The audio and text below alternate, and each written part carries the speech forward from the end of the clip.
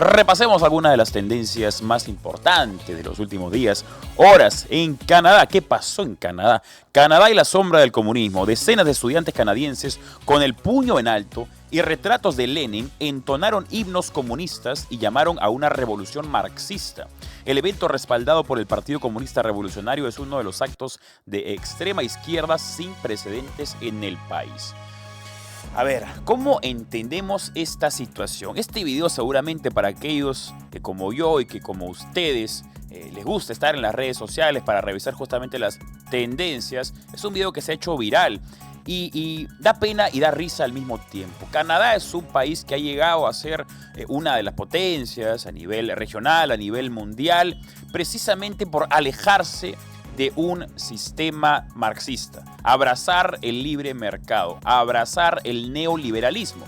Todas esas personas que vemos ahí han crecido con seguridad, con libertad, con beneficios, con la oportunidad de poder ser mejores personas, de construir un mejor futuro para sí mismos. Sin embargo, están anhelando una figura política, una filosofía política, una forma de vida que siempre, absolutamente siempre, cuando se ha ejecutado en algún país, ha causado destrucción, odio, miseria, muerte, ha destruido familias, ha destruido países. ¿Cómo es posible que Canadá, siendo uno de los países más exitosos gracias al neoliberalismo, a la libertad de mercado, tenga estudiantes universitarios que están promocionando algo tan nefasto como el marxismo? Esto acá es definitivamente una oportunidad para reflexionar. ¿Qué se está enseñando en las universidades, en los colegios? ¿Dónde está el rol de los padres de familia para enseñar un poco de historia? Es importante ir al pasado y no tenemos que ir tanto al pasado. Justamente revisaba un tuit semejante. Una persona que me imagino debe tener algún tipo de deficiencia intelectual, propone dividir al mundo entre marxistas y liberales para ver quién funcionaría. Bueno, esto ya ha pasado, señores, esto ya ha sucedido, y se los digo también a los estudiantes canadienses, esto ya pasó. Pasó, por ejemplo, en Alemania, que se dividió en la Alemania Oriental y la Alemania Occidental. La Occidental tenía la injerencia capitalista de Estados Unidos y la Oriental tenía la injerencia comunista de Rusia. ¿Quién creen ustedes que le fue mejor? Por las décadas en que estuvo dividida la Alemania, no hubo ni una sola persona que quería ir de la Alemania capitalista a la comunista. Mientras tanto, hubo cientos de miles de personas que trataron de escaparse de las garras del comunismo y algunos felizmente lo lograron y otros fueron fusilados. Lo mismo sucede entre Cuba y Estados Unidos. ¿Cuántas historias conocen ustedes de personas que han ido nadando de Miami a La Habana? Ni uno solo. Por el contrario, a lo largo de la historia, desde que el nefasto Fidel Castro acaparó el poder en Cuba, ya hace casi 70 años, hemos tenido cientos de miles de cubanos que arriesgan su vida contra viento, marea, animales marinos para poder tener una mejor oportunidad. En el caso de las Coreas lo mismo. Corea del Norte, un país nefasto, un país donde no hay libertad absoluta, donde solamente está Kim, que es una especie de figura semidivina para ellos. Un dictador de tercera generación, mientras Corea del Sur, que abrazó los valores liberales, permitiendo el capitalismo, ha sido y es uno de los tigres asiáticos, convirtiéndose en una potencia mundial. Así que estas personas que vemos en cámaras todavía, y realmente me da vergüenza. Yo digo, pobres los padres que terminan pagando cientos de miles de dólares para que sus hijos vayan a una universidad y terminen cambiando absolutamente los valores, cambiando absolutamente no solamente los valores familiares, sino los valores del país que les dio la vida. ¿Qué va a hacer de la vida de estas personas cuando termine la universidad? ¿A dónde van a ir a trabajar si es que lo que están buscando es que el Estado los mantenga? Y sin ir tan lejos, ¿hay acaso universidades en el Perú donde sucede lo mismo? Yo creo que sí. Hay una muy conocida, la Universidad Irónica del Perú. Y digo irónica porque tiene Pontificia y Católica en su nombre, a pesar de que nada tiene que ver con esas nomenclaturas. En esas universidades, como la Universidad Católica, también producen una serie de personas como las que vemos en las imágenes. Personas que adoran a estas figuras nefastas como Fidel Castro, como el Che Guevara y otros más, como Salvador Allende. y mucho más. En el Perú, por ejemplo, sin ir tan lejos, ¿no? También tienen cierta afinidad con estos a quienes llaman revolucionarios, cuando en realidad son terroristas. Es una vergüenza realmente que en Canadá haya jóvenes que estén promocionando el marxismo. Eso se llama ignorancia. Y la responsabilidad está en tres aristas: el gobierno, las escuelas y las familias. Eso pasa cuando la familia deja de ser lo más importante de una sociedad, cuando se desampara al individuo de la pertenencia de la familia, que debe ser el seno de la educación, el seno de los valores. Los jóvenes desamparados terminan buscando la identidad, buscando la pertenencia a través de discursos ridículos como los que estamos viendo en las imágenes. Así que, por favor, Canadá, a madurar. Felizmente, el fracasado, pervertido de Justin Trudeau, que es el actual primer ministro, un amanerado progresista, está muy próximo a salir, y quien probablemente sea quien lo reemplace es un hombre probo, un hombre cuerdo, un hombre de derecha, como debe ser, porque no hay gente decente en la izquierda. La decencia se encuentra en la derecha, punto, se acabó. Pasemos a otro lado.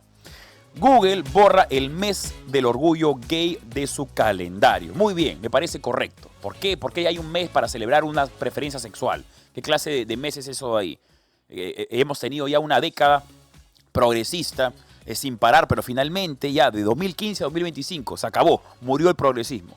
Y junto con Google, junto con otras marcas más, se dieron cuenta que estas políticas de diversidad, inclusión y equidad no funcionaban, eran contrarias al propio propósito de una empresa, que ¿saben cuál es? Es el lucro. El propósito de una empresa no es sacarte una buena fotito y ser inclusivos, no. El propósito de una empresa es el lucro. El gran Milton Friedman, ganador del Premio Nobel de Economía y que además uno de los padres del pensamiento liberal moderno, proponía que la única responsabilidad social de un empresario, ¿saben cuál es?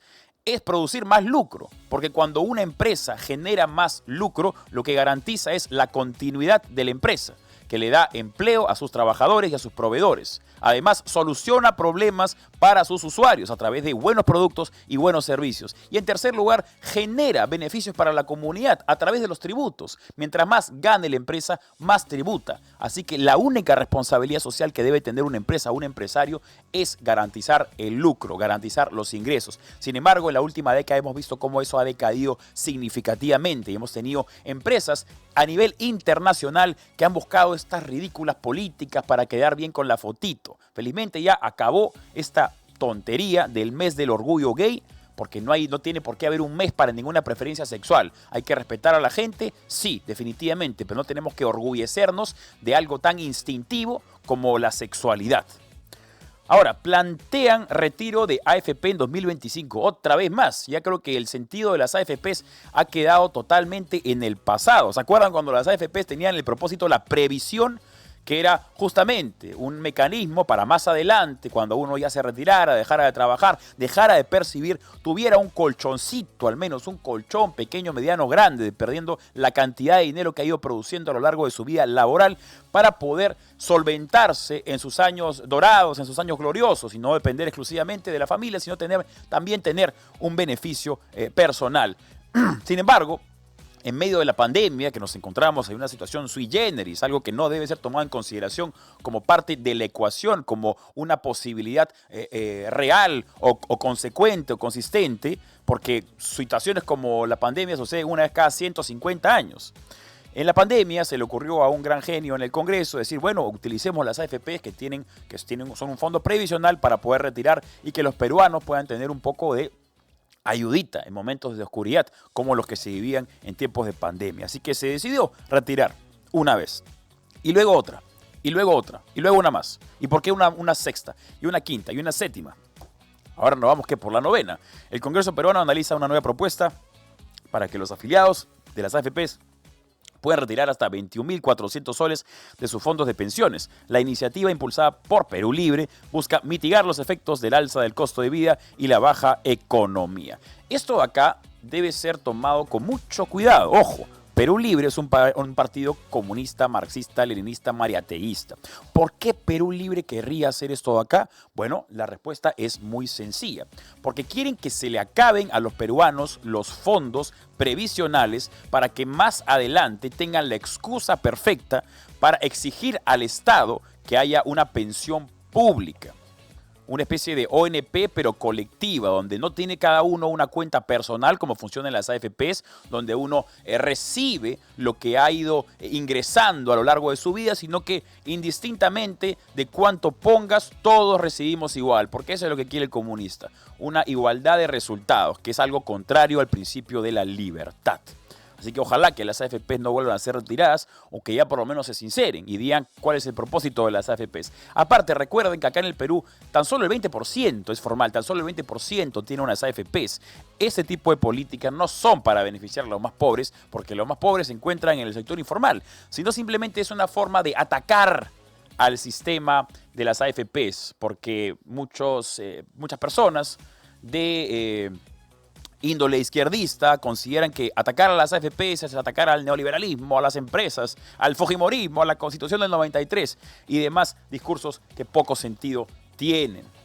Además también, el día de ayer estuve repasando las redes sociales, porque siempre es muy interesante, porque ahí se aprende muchísimo, se puede ir divisando cuál es la conversación que se está llevando en nuestro país. Y me llevé con la sorpresa de algo. ¿Se acuerdan de Clara Elvira Ospina, esa directora periodística de América Televisión y Canal N, que llevó a esos otrora honorables canales a un momento de gran oscuridad e hizo que la percepción de los peruanos fuera que Canal N y América eran canales caviares, porque la señora tiene un absoluto índole progresista. Es una colombiana que viene al Perú a darnos lecciones morales. Bueno, el día de ayer la señora salió a victimizarse. Pobrecita, ya cómo es posible que le hayan dicho que recibe dinero de USAID y se lo hayan dicho, bueno, pues con ajos y cebollas. Porque la gente tiene un desprecio visceral. Tenemos que permitir que la libertad de expresión también se den estas expresiones viscerales, estas expresiones fuertes.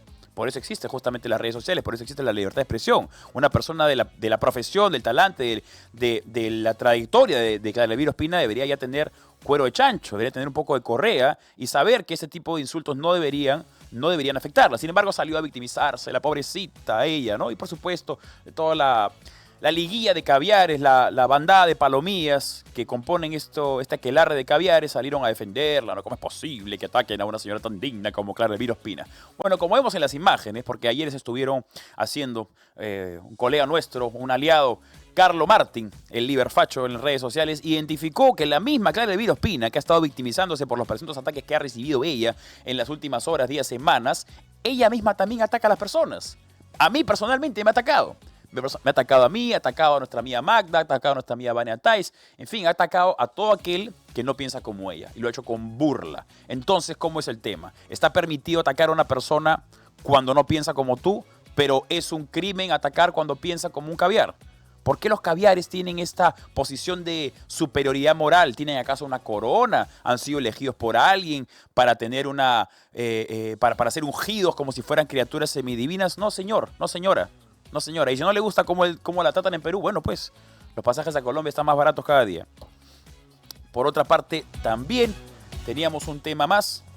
Vamos de frente con nuestro primer invitado. Ah, sí, Verónica Mendoza. Verónica Mendoza, me olvidaba de Verónica Mendoza. Cuyuro Mendoza. Cuyuro, por si acaso, para aquellos que no saben, es como se le llama al caviar de los Andes. Verónica Mendoza apareció, creo que le regresaron los megas, ¿no? Porque la señora pasa 6 meses sin decir nada y luego vuelve a la palestra.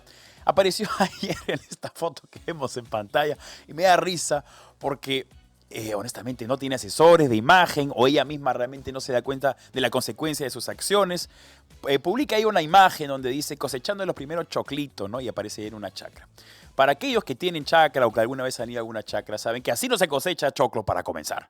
No se cosecha con arete, no se cosecha maquillada, no se cosecha en taco, no se cosecha en ropa bonita para comenzar. Y luego lo que está haciendo ella es se lleva todo el tallo. Se lleva todo el tallo. Así no se cosecha, porque si te llevas todo el tallo, lo que estás haciendo es impidiendo que ese propio tallo pueda dar más frutos. Lo que se hace es se saca solamente la mazorca y se deja justamente el tallo para que pueda producir más mazorcas, más choclos. Lo que vemos en imagen es una persona que nunca en su vida ha ido a una chacra. Y esta señora supuestamente es la que dice que ella es de la sierra, que ella es de abajo y que chambera. En su vida ha trabajado en una chacra. Es cuestión nomás de ver sus manos, debe estar más pulcras que porcelana china. Pero bueno, ese es Verónica Mendoza, recuerda nomás, ¿no? El doble rasero de los caviares.